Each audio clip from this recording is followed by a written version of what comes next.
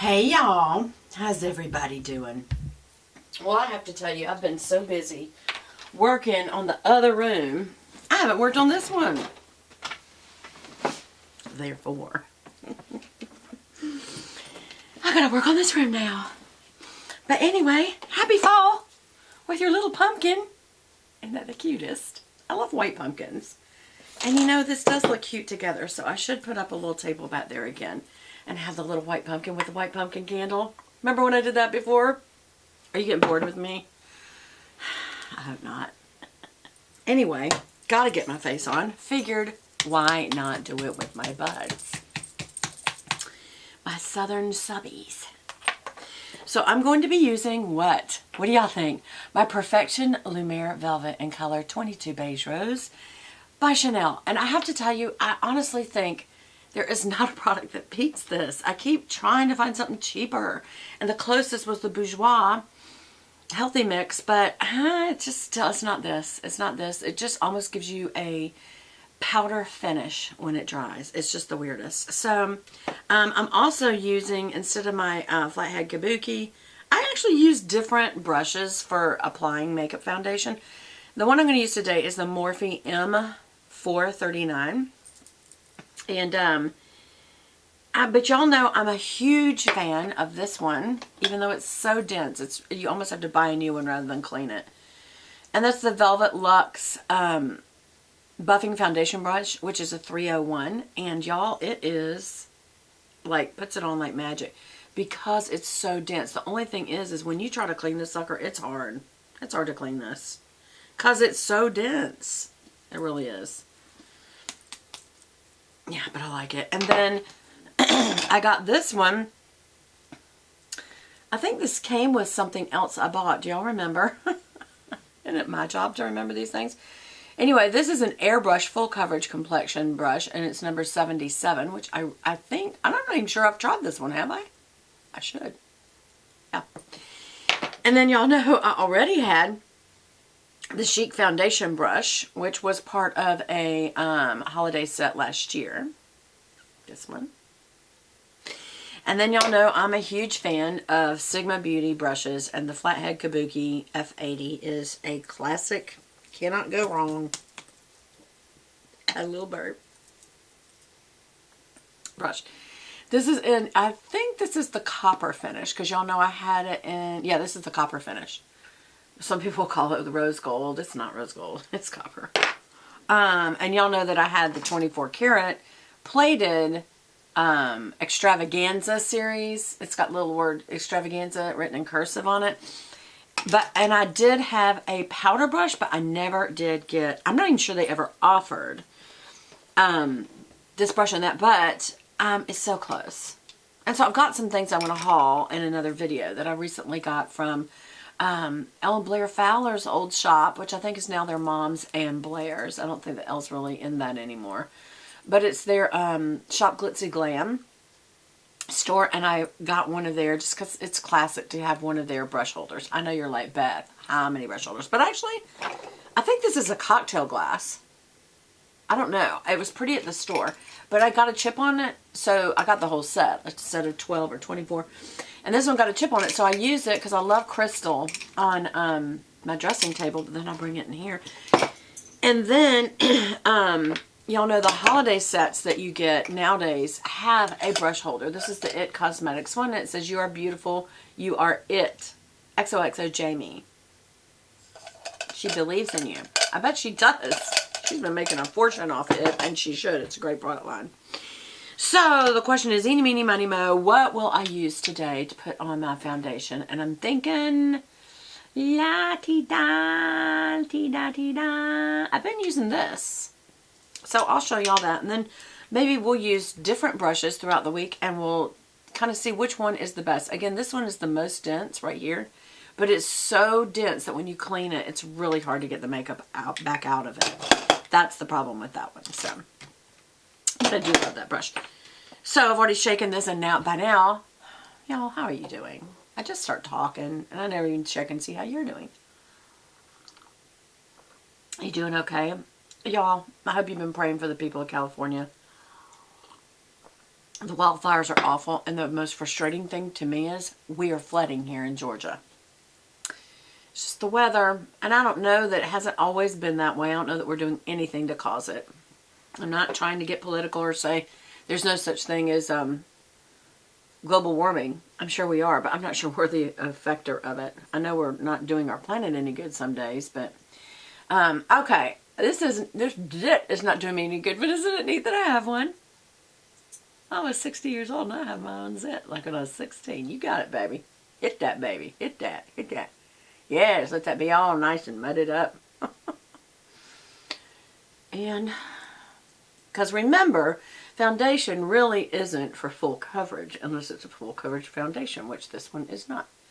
But what you can do is build over a zit versus doing concealer. And I definitely recommend you don't use foundation underneath your eyes. I know it makes it look like, but then your circles and bags really highlight. Well, you can use foundation there. Make sure, by the way, that you get the crux on either side of your nose right there really good. But yes, I do know that. I do know that that is what foundation. What am I trying to say? Concealer is for, is to cover those things. But sometimes if concealer is really thick, and if you can keep from using it, I would just keep dotting that foundation over that little place. It's not that bad. I'm kind of proud of it. And I'm going on either side of my face. I usually go straight down in lines, make sure, that I get it all. And then I go horizontally or swirly like this to make sure I got it all. Again, either side of the nose, real good. Up by the nose bone in front of the eye right there. And then just whatever's left, I just kind of round it out on the forehead because I don't like a lot of foundation on my forehead. And then always drop your jaw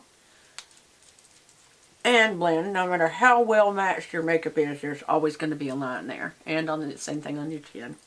And again, I do this, I kind of stack this product like this because as it dries, it's truly like a powder. And it's just wonderful. It really is. Well, it's the best there is, I think. What do you think? Oh, hey.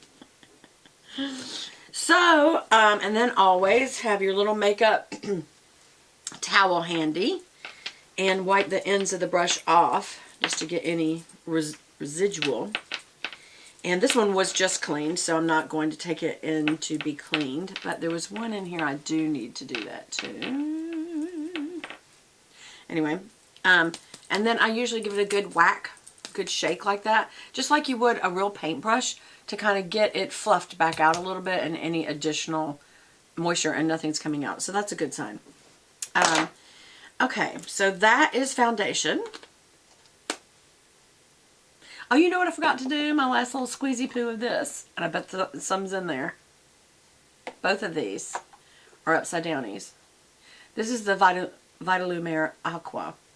And it is a little more sheer. It's great for summer. And it is a little more luminous. Now, everybody wants luminous. I don't necessarily want luminous. Sometimes I just want a flat canvas to work with. So I don't always want luminous.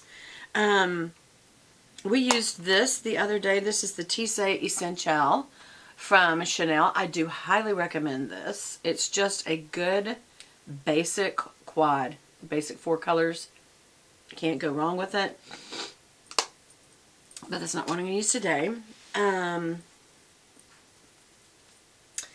What was I going to use? Oh, I know what it was.